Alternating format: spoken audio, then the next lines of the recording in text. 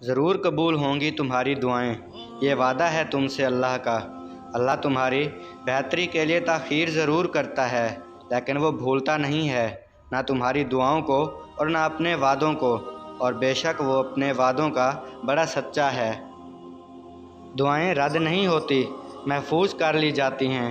جو آپ مانگ رہے ہوں وہ نہ ملے تب بھی آپ کے ہاتھ خالی نہیں لوٹائے جاتے۔ اللہ ہمیشہ بڑھ کر عطا کرتا ہے، وہ آپ کو حیران کر دیتا ہے۔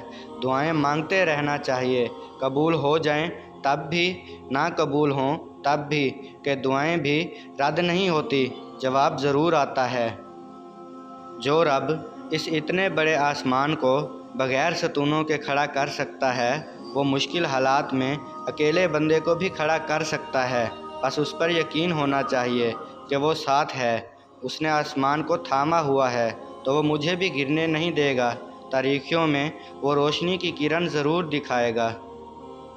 توکل وہ راستہ ہے جس کے ذریعے آگ ٹھنڈی کر دی جاتی ہے، جو ایڑیوں سے زمزم نکلوا دیتا ہے، جو دریا میں راستہ بنوا دیتا ہے، جو یوسف کو یعقوب سے ملوا دیتا ہے، جو شدید طوفان میں کشتی نوح پار لگا دیتا ہے۔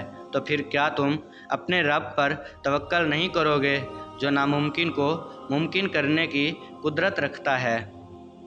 تمہاری مخلص دل سے نکلی ہوئی دعائیں تو کب کی قبول ہو چکی ہیں، بس ان کا سامنا کرنا باقی ہے۔ اور دعائیں بے وجہ تو نہیں ہوتی، یہ جو تم ٹوٹ کر بکھرے ہو، اس کے بعد معجزہ ہونا تو لازم ہے۔ اگر کبھی زندگی میں ایسی تکلیفوں سے گزرو جن کا کبھی گمان بھی نہ کیا ہو، تو اطمینان رکھنا کہ اللہ تمہیں راحتیں بھی ایسے ہی عطا کرے گا جن کا خیال بھی دل میں نہ گزرا ہوگا۔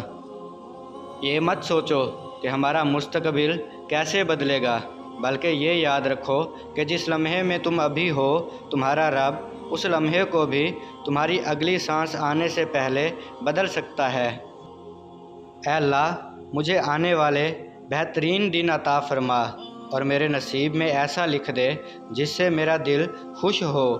مجھے ذہنی سکون عطا کر اور میرے معاملات کو آسان کر دے۔ آمین ثم آمین۔